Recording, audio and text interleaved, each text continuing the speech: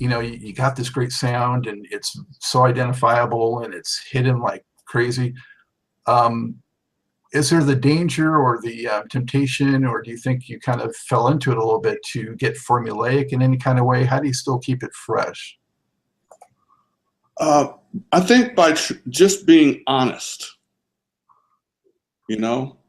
I learned that along, you know, like when I first started studying composition, and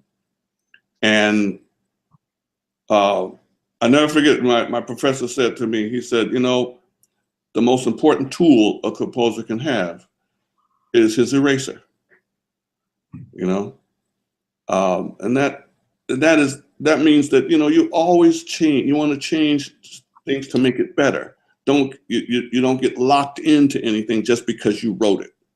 You know what I mean? Be willing to, you know, go over it, examine it, make it better, you know. And I always remember that, and I always try to do that with my material, you know. And I think that's how you stay fresh, is stay honest. Stay honest with what you've created. Is this really good? You know, is it? Or you just like to hear yourself play, or like to hear yourself sing? Is that it? Or do you really have a good idea?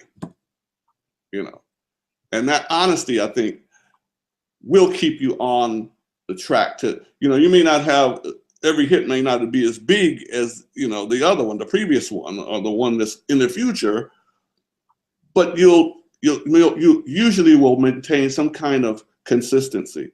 And I have to bring up like Motown, for example.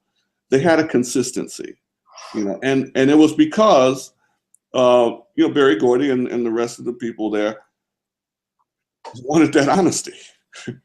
They said, hey, you know, they used to hold meetings, executive meetings about releases, and say, okay, what do we got here? You know, what do we really have?